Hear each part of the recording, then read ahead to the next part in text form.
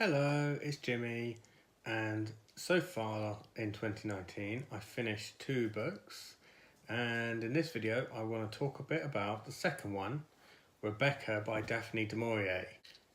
So Rebecca is a bit of a classic, and it was on a lot of people's best books they read in 2018 lists, and I'd heard a lot about it, I heard good things, and so I've been thinking about reading it. And then a couple of weeks ago, my e-reader broke, which was a big bummer. But what I did was I discovered that the public library system that I'm a member of, the Oxfordshire Libraries, signs up to this service where you can go into this app called BorrowBox that lets you borrow and read ebooks and audiobooks for free. So they have a relatively small-ish selection, it's actually fairly decent, and one person at a time can check out an audiobook. So I had a scroll on there and I saw what was available, and the one that appealed to me most, that I had been thinking about reading and hearing about, was Rebecca. So I listened to it and I really enjoyed it. I didn't pay anything for it. So I highly recommend, if you haven't looked into it, if checking out whether your local library system is signed up to a similar service, because it's a fab way of getting access to audiobooks and ebooks for free through the library with minimum fuss. It's definitely worth being aware of. So, what did I think of Rebecca? I really liked it. I haven't read a lot of books like that. I don't tend to read that much fiction, and especially not that much older fiction. So it was written in the 1930s, I think. It's gothic in style. So the last book I finished at the end of 2018 was The Bloody Chamber and Other Stories, a collection of short stories by Angela Carter, which is also quite gothic, but more supernatural than Rebecca, which has quite a supernatural feeling, where it's a bit like being in a big stately home or something on your own at night, and it feels like you're not sure what's going on, and it could be ghosts, or it could be just the house creaking, or it could be someone coming to get you. That sort of vibe. But so I've quite enjoyed reading both of those, and I feel like Angela Carter was a good prep for reading Rebecca. One thing I really liked about Rebecca was the timelines, the way the timelines were navigated. So the story is fairly linear in a sort of straightforward way. It's told, most of it is told as a memory. So there are little hints of the main character's current life, and a lot of it is described as, oh, and I remember the look on her face and blah blah blah, things like that.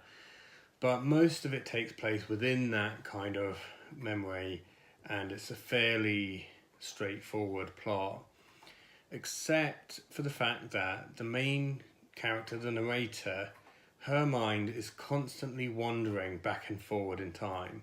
So she's constantly thinking about memories and then seeing them again in different lights.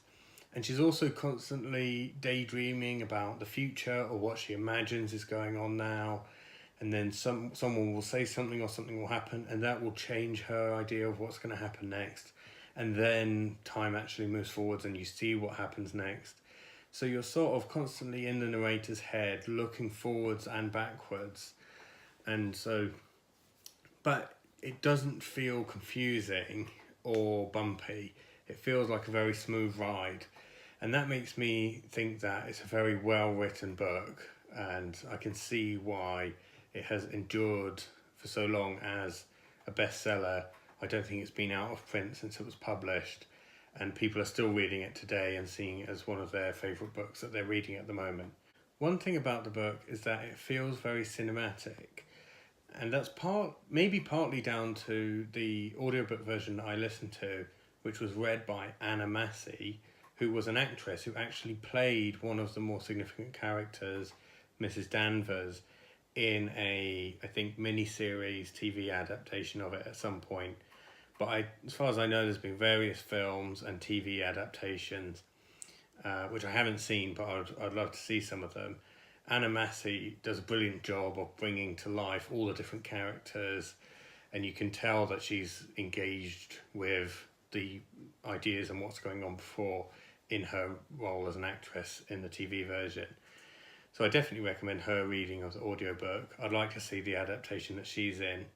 And I think it also feels very cinematic because of how it's read, how it's written. I mean, it's very visceral. There's a lot of description of the environment.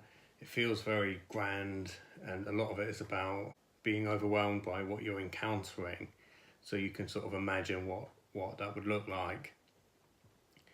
The last couple of books that I read where I got a similar feeling that this feels very cinematic, you can almost picture it like a film, were a couple of other thrillers that I read. So Snap by Belinda Bauer, which I thought was really good, and The Temp, I can never remember the name of the author, which I didn't think was very good. But both of those authors have actually had a history of screenwriting. But it's an interesting coincidence that they are thrillers. I've seen some people describe Rebecca as a thriller, and I think it's sort of debatable what makes a thriller and what doesn't make a thriller.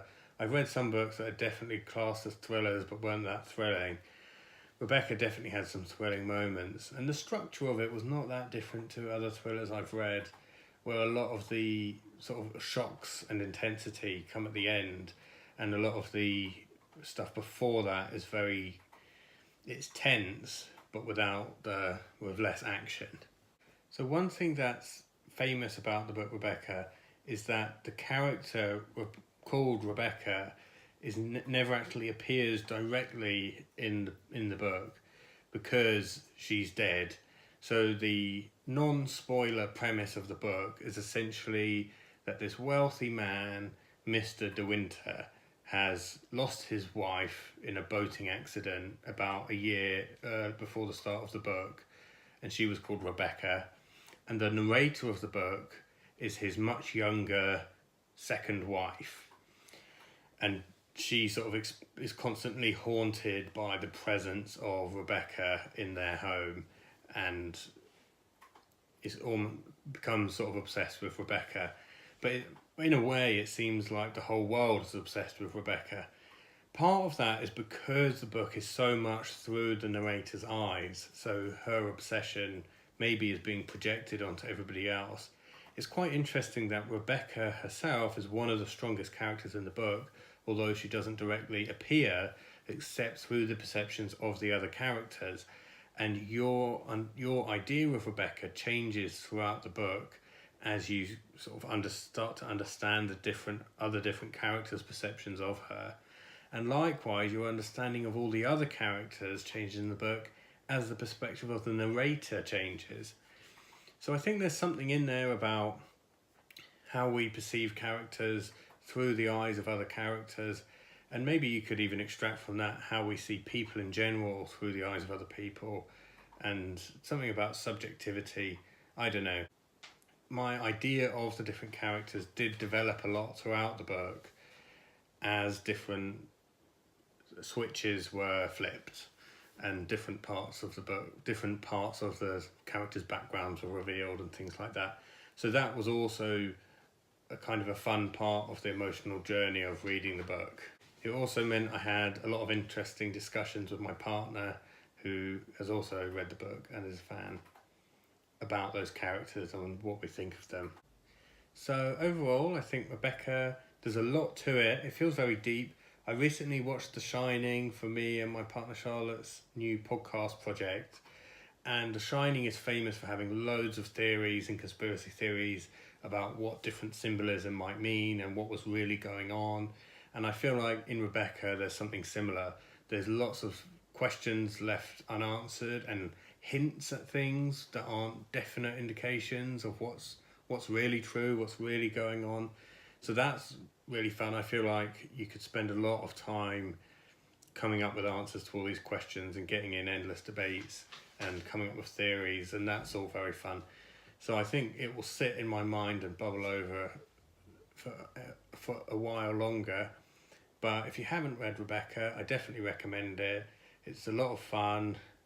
It's an easy read because it's so nicely written. And then we can chat about our theories. So if you want to get in touch, do leave a comment on YouTube or get me on Twitter at GMEJIIM_E or on Instagram at Jimmy_can_read. So the same as my YouTube channel but with underscores instead of spaces.